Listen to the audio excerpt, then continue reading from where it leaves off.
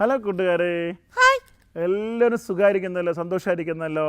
അപ്പോൾ നമ്മളിന്ന് പുതിയൊരു കഥ പഠിക്കാനായിട്ട് പോവുകയാണ്. കഥ എനിക്ക് ഇഷ്ടമാണ്. കഥ കിട്ടുവിന് ഭയങ്കര ഇഷ്ടമാണ്, എല്ലാവർക്കും ഇഷ്ടമാണെന്നറിയാം. അപ്പോൾ നമ്മളിന്നൊരു പുതിയ കഥ, അക്ബർ ചക്രവർത്തിയെക്കുറിച്ച് കേട്ടിട്ടുണ്ടല്ലോ. കേട്ടിട്ടുണ്ട്. ആരെക്കുറിച്ച് കേട്ടിട്ടുണ്ട്? അക്ബർ. അക്ബർ ചക്രവർത്തിയെക്കുറിച്ച് കേട്ടിട്ടുണ്ട്. അപ്പോൾ അക്ബർ ചക്രവർത്തിയുടെ ചില കഥകളുണ്ട്. അദ്ദേഹത്തിന് സമർത്ഥനായ ബുദ്ധി ഉള്ള ഒരു ഉപദേശകനും ഒരു കൂട്ടുകാരനും ഉണ്ടായിരുന്നു. അദ്ദേഹത്തിൻ്റെ പേര് വീരബൽ.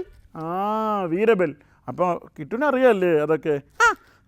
അപ്പോൾ ഇന്ന് അദ്ദേഹത്തെക്കുറിച്ച് ഒരു കഥയാണ് നമ്മൾ പഠിക്കാൻ പോകുന്നത് കേട്ടോ. അക്ബർ ചക്രവർത്തിയും വീരബലിൻ്റെ കഥ. അപ്പം ഈ അക്ബർ ചക്രവർത്തി ഒരു ദിവസം ഒരു യാത്ര പോകാനായിട്ട് ഒരുങ്ങി നിൽക്കുകയായിരുന്നു. ഈ യാത്ര പോകാനായിട്ട് ഒരുങ്ങി നിന്നപ്പോഴത്തേക്കും അക്ബർ ചക്രവർത്തി വീരബലിനെ വിളിച്ചിട്ട് ഒരു കാര്യം ചോദിച്ചു. ദൈവം തൻ്റെ ജനത്തെ രക്ഷിക്കുവാനായിട്ട്, തൻ്റെ മക്കളെ രക്ഷിക്കുവാനായിട്ട് മനുഷ്യനായി ഈ ഭൂമിയിൽ ദൈവം ഇറങ്ങി വന്നു എന്ന് പറയുന്നുണ്ടല്ലോ. എന്തുകൊണ്ട്? ദൈവം ശക്തനായവനല്ലേ, സർവശക്തിയുള്ളവനല്ലേ, ദൈവത്തിന് ദൂതന്മാരുണ്ട്, ദൈവത്തിന് സൈന്യങ്ങളുണ്ട്. അവരോട് പറഞ്ഞാൽ പോരെ, അവർ വന്ന് രക്ഷിക്കുമായിരുന്നല്ലേ, എന്തുകൊണ്ട് ദൈവം തന്നെ ഇറങ്ങി വന്നു? അതിൻ്റെ ആവശ്യം എന്താണ് എന്ന് വീരബലിനോട് ചോദിച്ചു. അപ്പോൾ വീരബൽ പറഞ്ഞു, ചക്രവർത്തി എനിക്ക് 1 മാസത്തെ അവധി തരണം. ഈ ചോദ്യത്തിനുള്ള ഉത്തരം ഞാൻ അപ്പോഴും പറയാമെന്ന് പറഞ്ഞു.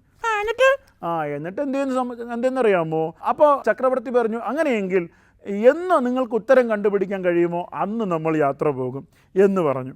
അപ്പോൾ കുറച്ച് ദിവസം കഴിഞ്ഞിട്ട് വീരബൽ പറഞ്ഞു, നാളെ നമുക്ക് യാത്ര പോകാം. അപ്പോൾ ഉത്തരം റെഡിയായോ എന്ന് ചക്രവർത്തി ചോദിച്ചു. അപ്പോൾ നാളെ ഉത്തരം കിട്ടും എന്ന് അദ്ദേഹം പറഞ്ഞു. അങ്ങനെ പിറ്റേന്ന് യാത്രയ്ക്ക് പോകാനായിട്ട് ചക്രവർത്തി ഉണ്ട്, ഒപ്പം അദ്ദേഹത്തിൻ്റെ സൈന്യത്തിൻ്റെ ആൾക്കാർ കുറച്ച് പേരുണ്ട്. അദ്ദേഹം എവിടെ പോകണമെങ്കിലും അദ്ദേഹത്തിന് അംഗരക്ഷകർ വേണമല്ലോ, എങ്കിൽ ആപത്തോ അനർത്ഥങ്ങളോ എന്തെങ്കിലും വന്നു കഴിഞ്ഞാൽ രാജാവിനെ രക്ഷിക്കണമല്ലോ. അതുകൊണ്ട് കൂടെ സൈന്യത്തിൻ്റെ കുറച്ച് ആൾക്കാരുണ്ട്, അങ്ങനെ ബന്ധുക്കളുണ്ട്. അവരൊക്കെ നമ്മൾ ഇങ്ങനെ യാത്ര പോകാൻ ഒരുങ്ങി നിൽക്കുകയാണ്. അപ്പോൾ യാത്ര പോകാനുള്ള സമയമായപ്പോൾ അവരെല്ലാം എത്തി, വീരബൽ മാത്രം വന്നില്ല. അപ്പോൾ വീരബലിനെ കൂടാതെ ചക്രവർത്തി പറഞ്ഞു, ഞാൻ വരില്ല എന്ന് പറഞ്ഞു. അപ്പോഴുണ്ട് അതാ വീരബൽ വരുന്നു, തോളിലൊരു ആളെയും ഇട്ടുകൊണ്ടാണ് വീരബൽ വരുന്നത്. അപ്പോൾ ഈ യാത്ര പോകാനുള്ള കപ്പൽ യാത്രയാണ് കേട്ടോ, ബോട്ടിലാണ് യാത്ര ചെയ്യുന്നത്. അപ്പോൾ ബോട്ടിൻ്റെ അടുത്തെത്തിയപ്പോൾ ബോട്ടിൽ എന്തിനാണ് പോകുന്നത്? പിന്നെ വെള്ളത്തിൽ കൂടെ ബസ് പോകുമോ? പിന്നെന്തോ പോകും? വള്ളം പോരെ എന്നാ ചോദിക്കണേ. അപ്പോൾ വള്ളത്തിൽ സ്ഥലമില്ല, അതുകൊണ്ടാണ് ബോട്ട്. ബാക്കി പറയാം. അപ്പോൾ അങ്ങനെ എന്ത് ചെയ്യുന്നറിയാമോ, ഈ ഒരാളെയും തോളിലിട്ട് വീരബൽ വരുന്നു. അപ്പോൾ വീരബൽ പറഞ്ഞു, യജമാനനെ, ഞാനിങ്ങനെ താമസിക്കാൻ കാരണം, ഞാൻ ഇറങ്ങിയപ്പോഴത്തേക്കും അങ്ങയുടെ മകൻ എൻ്റെ ഒപ്പം വരണമെന്ന് വാശി പിടിച്ച് കരഞ്ഞു. ഞാൻ പറഞ്ഞു, പാടില്ല, ഞങ്ങൾ വേറൊരു യാത്ര പോവുകയാണ് എന്ന് പറഞ്ഞു. അപ്പോൾ മകൻ ഭയങ്കര കരച്ചിലായി. അവൻ അവസാനം കരഞ്ഞു തളർന്നു, ഇങ്ങനെ ഉറങ്ങിപ്പോയി. ഞാൻ അവനെയും എടുത്തുകൊണ്ടാണ് വരുന്നത് എന്ന് പറഞ്ഞു. അങ്ങയുടെ മകനാണ് എൻ്റെ തോളിലെന്ന് പറഞ്ഞു.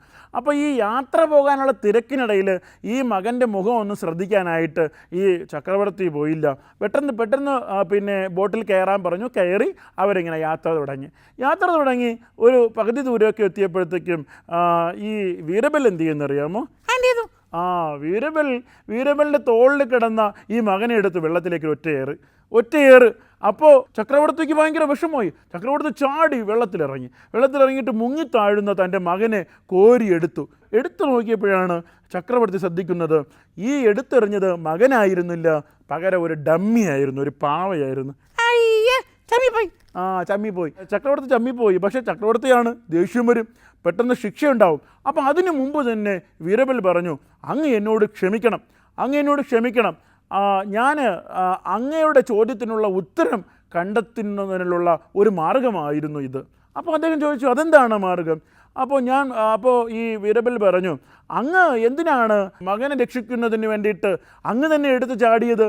അങ്ങക്ക് ഇവിടെ ഞാനുണ്ട്, പിന്നെ സൈന്യമുണ്ട്, അവരോട് പറഞ്ഞാൽ പോരെ, അവർ രക്ഷിക്കുകയില്ലേ? എന്നോട് പറഞ്ഞാൽ പോരെ, എന്തുകൊണ്ട് അങ്ങ് ചാടി?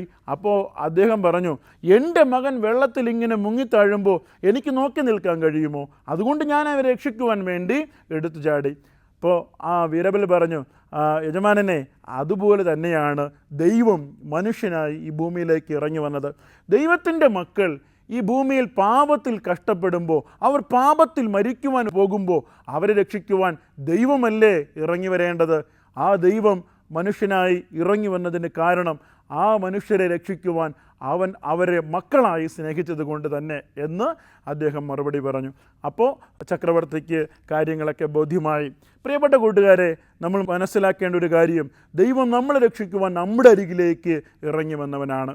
അപ്പോൾ ഇന്നത്തെ ചോദ്യം ഇതാണ്: അവൻ തൻ്റെ ജനത്തെ അവരുടെ പാപങ്ങളിൽ നിന്ന് രക്ഷിക്കാനിരിക്കുക കൊണ്ട് നീ അവന് യേശു എന്ന് പേരിടണം. ഇങ്ങനെ ഒരു വാക്യം വേദപുസ്തകത്തിലുണ്ട്. പിന്നെ നമുക്കറിയാം യേശുപ്പച്ചൻ്റെ ജനനത്തെക്കുറിച്ച് ദൂതൻ പറഞ്ഞ വാക്യമാണ്. അപ്പോൾ ആ വാക്യം ഏത് പുസ്തകത്തിൽ, എത്രാം അധ്യായത്തിൽ, എത്രാമത്തെ വാക്യം എന്ന് കണ്ടുപിടിച്ചെഴുതുക. സമ്മാനമുണ്ട്. അപ്പോൾ കഥ എല്ലാവർക്കും ഇഷ്ടമായല്ലോ. അപ്പോൾ നമ്മൾ വീണ്ടും കാണാം. അതുവരേക്കും ഓക്കെ, ബൈ ബൈ.